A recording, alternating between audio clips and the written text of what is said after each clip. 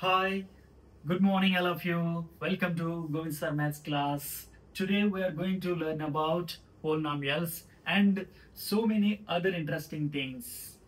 ఈరోజు మనం పోలినామియల్స్ అనేటటువంటి కాన్సెప్ట్ గురించి నేర్చుకోబోతున్నాం. పోలినామియల్ అంటే ఏమిటి, దాని డిగ్రీ ఏమిటి, టైప్స్ ఆఫ్ పోలినామియల్స్, అలాగే ఇంకా మరిన్ని ఆసక్తికరమైనటువంటి విషయాల్ని ఈరోజు మనం నేర్చుకోబోతున్నాం. First of all let us know what an expression is. Expression అంటే ఏంటో ఒకసారి మనం చూద్దాం. An expression is a term or a combination of terms connected by plus or minus signs. So mathematical expression అంటే ఏం లేదండి, ఒక టర్మ్ ని ఎక్స్ప్రెషన్ అనొచ్చు. ఫర్ ఎగ్జాంపుల్ 3x అనేది ఒక టర్మ్, కాబట్టి 3x అనేది ఒక ఎక్స్ప్రెషన్ అవుతుంది. Or a combination of terms 7x plus 11, దీనిలో మనకి టూ టర్మ్స్ కనిపిస్తున్నాయి. 7x అనేది ఒక టర్మ్, 11 అనేది ఒక term. It is a combination of two terms కాబట్టి 7x plus 11 కూడా మనం ఎక్స్ప్రెషన్ అనొచ్చు. అలాగే ఇక్కడ 3 టర్మ్స్ ఉన్నాయి. It is a combination of 3 terms కాబట్టి ఇది కూడా మ్యాథమెటికల్ ఎక్స్ప్రెషన్, ఇది కూడా మ్యాథమెటికల్ ఎక్స్ప్రెషన్. కానీ దీనికి తేడా ఏంటి, దీనిలోనూ 3 టర్మ్స్ ఉన్నాయి, దీనిలోనూ 3 టర్మ్స్ ఉన్నాయి. కానీ ఇందులో వేరియబుల్ y ఉంది, ఇందులో 2 వేరియబుల్స్ ఉన్నాయి, x అండ్ y. సో కాబట్టి దీస్ ఆల్ ఆర్ ఎక్స్ప్రెషన్స్. ఇక్కడ చూద్దాం, it is a combination of terms. ఇక్కడ టర్మ్స్ గా మనం ఏం ఉపయోగించాం, నంబర్స్ ని ఉపయోగించాం. ఒక నంబర్ ని కూడా మనం టర్మ్ అంటామని ఆల్రెడీ ప్రీవియస్ వీడియోస్ లో తెలుసుకున్నాం. సో కాబట్టి దీన్ని కూడా మనం ఏమనొచ్చు, ఎక్స్ప్రెషన్ అనొచ్చు. సో ఇక్కడ చూడండి, ఇవన్నీ కూడా కాంబినేషన్ ఆఫ్ టర్మ్స్ కాబట్టి ఇవన్నీ కూడా మ్యాథమెటికల్ ఎక్స్ప్రెషన్స్ అవుతాయి. కానీ ఇవి మ్యాథమెటికల్ ఎక్స్ప్రెషన్స్, ఇవి మ్యాథమెటికల్ ఎక్స్ప్రెషన్స్. ఈ రెండింటి మధ్య డిఫరెన్స్ ఏమైనా అబ్జర్వ్ చేశారో ఒకసారి చూడండి. ఎస్, డిఫరెన్స్ ఉంది. ఇక్కడ మనకు అన్ని ఏం కనిపిస్తున్నాయి, నంబర్స్ కనిపిస్తున్నాయి, మ్యాథమెటికల్ ఆపరేషన్స్ కనిపిస్తున్నాయి. మ్యాథమెటికల్ ఆపరేషన్స్ అంటే plus, minus, into, divided by ఇలాంటి సింబల్స్ తో కనిపిస్తున్నాయి. అలా ఒక ఎక్స్ప్రెషన్ లో నంబర్స్, మ్యాథమెటికల్ ఆపరేషన్స్ మాత్రమే కనిపిస్తూ వేరియబుల్ ఒక్కటి కూడా కనిపించకపోతే దాన్ని మనం ఏమంటామంటే ఆ ఎక్స్ప్రెషన్ ని న్యూమరికల్ ఎక్స్ప్రెషన్ అంటాం. So an expression that contains numbers and mathematical operations without any variables is called a numerical expression. ఇప్పుడు algebraic expression అంటే ఏంటో ఒకసారి మనం చూద్దాం. ఇందులో మనకి ఏం కనిపిస్తున్నాయి, నంబర్స్, మ్యాథమెటికల్ ఆపరేషన్స్ తో పాటు వేరియబుల్స్ కూడా కనిపిస్తున్నాయి. సో 3x లో చూడండి వేరియబుల్ x ఉంది, 7x plus 11 లో వేరియబుల్ x ఉంది, y² minus 6y plus 17 దీనిలో కూడా వేరియబుల్ y ఉంది. సో కాబట్టి ఒక ఎక్స్ప్రెషన్ లో ఒకటి కానీ అంతకన్నా ఎక్కువ కానీ వేరియబుల్స్ ఉంటే దాన్ని మనం ఆల్జీబ్రిక్ ఎక్స్ప్రెషన్ అంటాం. an expression that contains one or more variables along with constants and mathematical operations is called an algebraic expression. So కాబట్టి ఇవన్నీ algebraic expressions, ఇవన్నీ numerical expressions. Now we are going to learn what a polynomial is.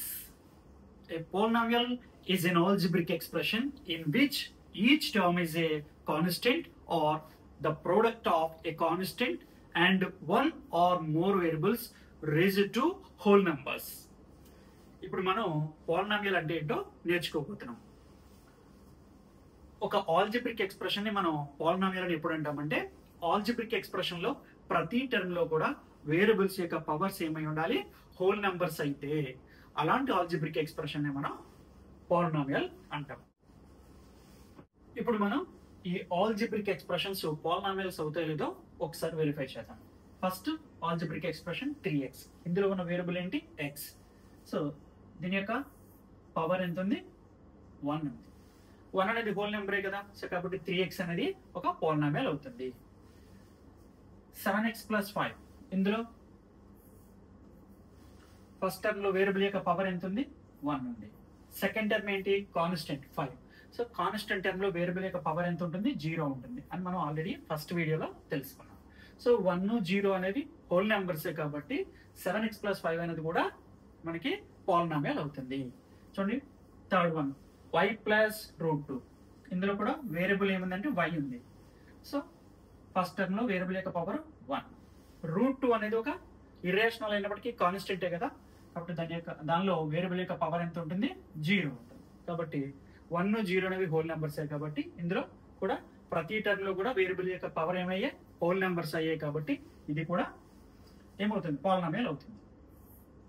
ఇక్కడ అంతే. So 1, 0 -7/11 అన్నాం, అది కాన్స్టెంటే కాబట్టి దానికి ఆ టర్మ్ లో వేరియబుల్ యొక్క పవర్ 0 అవుతుంది. ఇక్కడ చూద్దాం. ఫస్ట్ టర్మ్ లో వేరియబుల్ యొక్క పవర్ ఎంత ఉంది? 2 ఉంది. సెకండ్ టర్మ్ లో వేరియబుల్ యొక్క పవర్ 0. 2, 0 అనేది హోల్ నెంబర్సే కదా కాబట్టి ఇది కూడా పాలినామియల్. కాకపోతే ఇక్కడ వేరియబుల్ t ఉంది. ఇక్కడ చూడండి పవర్స్ ఏమున్నాయి? ఫస్ట్ టర్మ్ లో వేరియబుల్ యొక్క పవర్ 3, సెకండ్ టర్మ్ లో వేరియబుల్ యొక్క పవర్ ఎంత ఉంది? 2 ఉంది. థర్డ్ టర్మ్ లో వేరియబుల్ యొక్క పవర్ ఎంత ఉంది? 1. ఫోర్త్ టర్మ్ లో వేరియబుల్ యొక్క పవర్ 0. ఎందువల్ల అది కాన్స్టెంట్ కాబట్టి కాన్స్టెంట్ టర్మ్ లో వేరియబుల్ యొక్క పవర్ ఇప్పుడు 0 ఉంటుంది. సో ఇవన్నీ చూడండి హోల్ నెంబర్సే కదా కాబట్టి ఇది కూడా ఒక పాలినామియల్. అలాగే ఇవి కూడా ఇక్కడ చూడండి. ఫస్ట్ టర్మ్ లో 2, ఇక్కడ y యొక్క పవర్, సెకండ్ టర్మ్ లో y యొక్క పవర్ 1 ఉంది, x యొక్క పవర్ 1, y యొక్క పవర్ కూడా 1. థర్డ్ టర్మ్ లో y యొక్క పవర్ 2. అంటే ప్రతి టర్మ్ లో కూడా వేరియబుల్స్ యొక్క పవర్ ఏమయ్యాయి? హోల్ నెంబర్స్ అయ్యాయి కాబట్టి ఇది కూడా పాలినామియల్ అవుతుంది. ఇక్కడ అంతే. 10, 50, 90 చూడండి. ఇక్కడ ఏ టర్మ్ లో అబ్జర్వ్ చేసిన వేరియబుల్ యొక్క పవర్ ఏమైంది? హోల్ నెంబర్స్ అయ్యాయి కాబట్టి ఇది కూడా పాలినామియల్ అవుతుంది.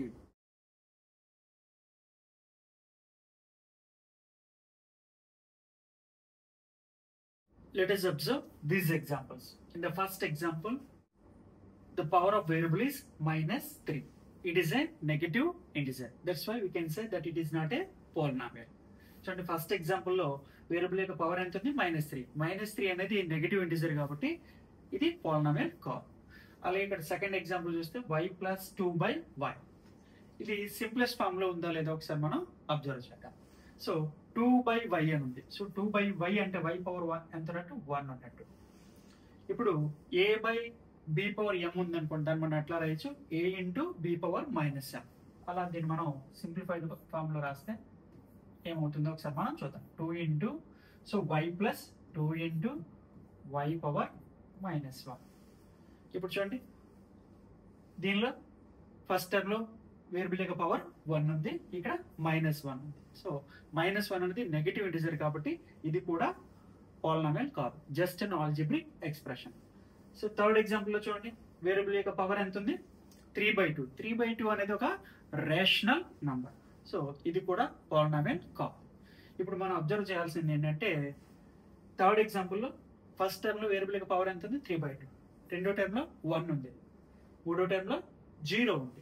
అంటే ఇక్కడ ప్రతి టర్మ్ లో వేరియబుల్ యొక్క పవర్స్ హోల్ నెంబర్స్ మాత్రమే అవ్వాలి. ఒక్క టర్మ్ లో వేరియబుల్ యొక్క పవర్ హోల్ నెంబర్ కాకపోయినా అది పాలినామియల్ కాదు. సో ఫోర్త్ ఎగ్జాంపుల్ చూసినట్లయితే వేరియబుల్ యొక్క పవర్ ఎంత ఉంది? √2. √2 అనేది ఇర్రేషనల్ కాబట్టి ఇది కూడా పాలినామియల్ కాదు. ఇక్కడ ఫిఫ్త్ ఎగ్జాంపుల్లో 1/x-1. సో డినామినేటర్ లో వేరియబుల్ అనేది రాకూడదు. సో డినామినేటర్ లో వేరియబుల్ వచ్చింది కాబట్టి ఇది కూడా పాలినామియల్ కాదు. అలాగే సిక్స్త్ వన్ కూడా 1/x² + 7x + 9. ఇక్కడ కూడా డినామినేటర్ లో వేరియబుల్స్ వచ్చింది కాబట్టి ఇది కూడా పాలినామియల్ కాదు. ఇప్పుడు సెవెంత్ వన్ √x + 11. √x అంటే దీన్ని రాడికల్ ఫామ్ అంటాం, దీన్ని ఎక్స్పోనెన్షియల్ ఫామ్ లో రాస్తాం. √x means x⁻1/2 + 11. అంటే ఇక్కడ వేరియబుల్ యొక్క పవర్ ఎంత ఉంది? 1/2. 1/2 అనేది రేషనల్ నెంబర్ కాబట్టి ఇది కూడా పాలినామియల్ కాదు. Let us observe example 8. ఇందులో p⁻2 హోల్ పవర్ 3/2 + 15. ఇందులో వేరియబుల్ కి పవర్ ఎంత ఉంది? 3/2. సో 3/2 అనేది రేషనల్ నెంబర్ కాబట్టి ఇది పాలినామియల్ కాదు అనే కన్క్లూజన్కి వస్తాం. కానీ ఒకసారి మనం దీన్ని బాగా అబ్జర్వ్ చేస్తే ఇది సింప్లెస్ట్ ఫామ్ లో ఉందా లేదా ఒకసారి అబ్జర్వ్ చేయండి. ఒకసారి మనం దాన్ని ఇంకా ఏమైనా సింప్లిఫై చేయడానికి అవకాశం ఉందేమో చూద్దాం. ఇది a⁻m whole power n form లో ఉంది కాబట్టి దాన్ని a⁻m × n 2 × 3/2 + 15. That is equal to. So 2 1s are 2. So 1 3s are 3 కాబట్టి పవర్ ఈస్ 3 ప్లస్ 15. ఫైనల్గా మనకి ఏమొచ్చింది p³ ప్లస్ 15.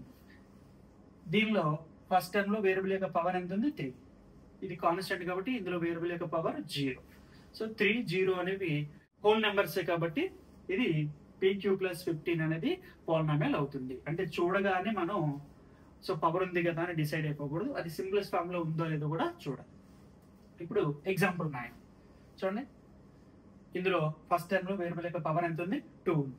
అయితే మీకు ఇక్కడ ఒక డౌట్ రావచ్చు, √5 ఉంది కదా, ఇర్రేషనల్స్ ఉండకూడదు కదా. ఇర్రేషనల్స్ గా ఏముండకూడదు, వేరియబుల్స్ యొక్క పవర్స్ మాత్రమే ఇర్రేషనల్స్ ఉండకూడదు, న్యూమరికల్ కోఎఫిషియంట్ గా ఉండొచ్చు. ఇక్కడ x² యొక్క న్యూమరికల్ కోఎఫిషియంట్ ఎంత √5. √5 అనేది ఇర్రేషనల్ నెంబర్ అయినప్పటికీ అది మనకి న్యూమరికల్ కోఎఫిషియంట్ కాబట్టి న్యూమరికల్ కోఎఫిషియంట్ గా ఇర్రేషనల్ నంబర్స్ కానీ ఎనీ రియల్ నెంబర్ ఉండొచ్చు.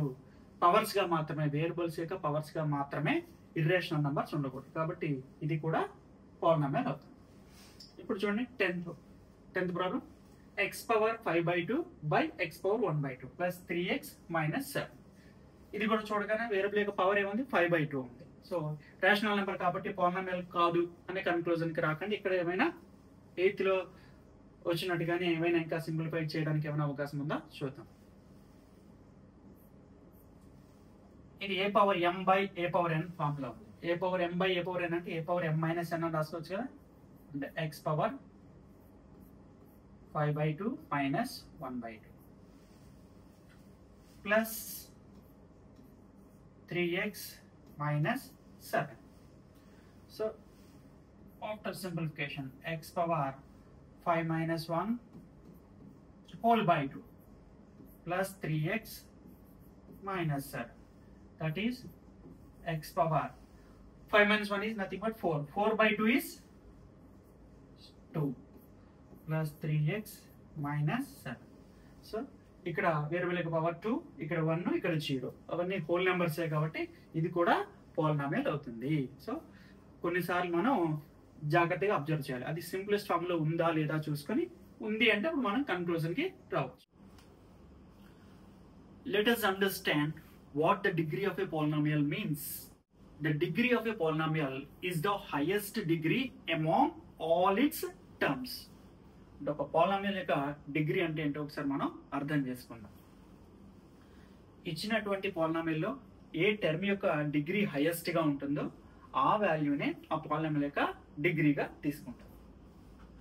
ఇప్పుడు ఈ ఫస్ట్ పాలినామియల్ తీసుకుంటే దీనిలో ఫస్ట్ టర్మ్ యొక్క డిగ్రీ ఎంత 3, సెకండ్ టర్మ్ యొక్క డిగ్రీ 2, థర్డ్ టర్మ్ యొక్క డిగ్రీ 1, ఫోర్త్ టర్మ్ యొక్క డిగ్రీ 0.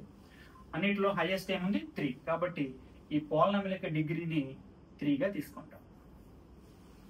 అదేవిధంగా దీనిలో హైయెస్ట్ ఏముంది 2 ఉంది కాబట్టి పాలినామియల్ యొక్క డిగ్రీ 2, ఈ పాలినామియల్ యొక్క డిగ్రీ 1.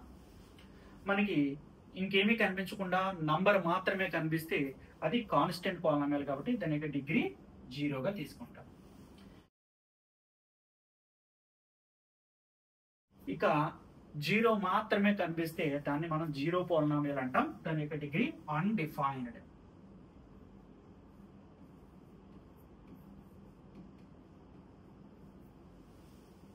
ఎందుకు అనేది మనం తర్వాత తెలుసుకుందాం.